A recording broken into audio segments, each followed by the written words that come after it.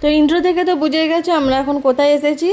So hello guys, good morning, welcome back to our new video. তো আমরা এখন চলে যাচ্ছি দীঘা। তো দীঘার গেট দেখে তো সবাই বুঝতে পেরেই গেছো। তো আমরা এখন যাব মোহনা। এখন বাজে ভোর 5টা, কিন্তু ওয়েদারটা দেখে মনে হচ্ছে না ভোর 5টা বাজে। আর আমরা এসেছি একদিনের জন্য দীঘা বেড়াতে।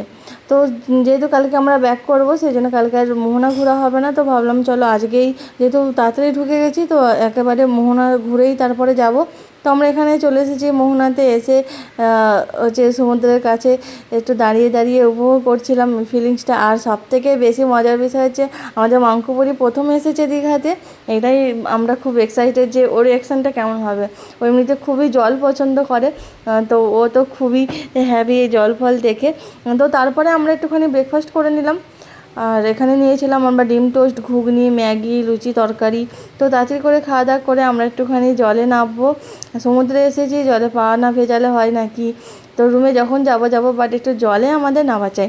তো এখন আমরা হচ্ছে জলে নামলাম, খুবই সবাই মিলে এনজয় করছিলাম। সাংবি তো জামা ফামা সব ভিজিয়ে কী অবস্থা। আর একটা বড় ঢেউ এসেছিলো, আমাদের জামা একদম ভিজিয়ে দিয়েছে।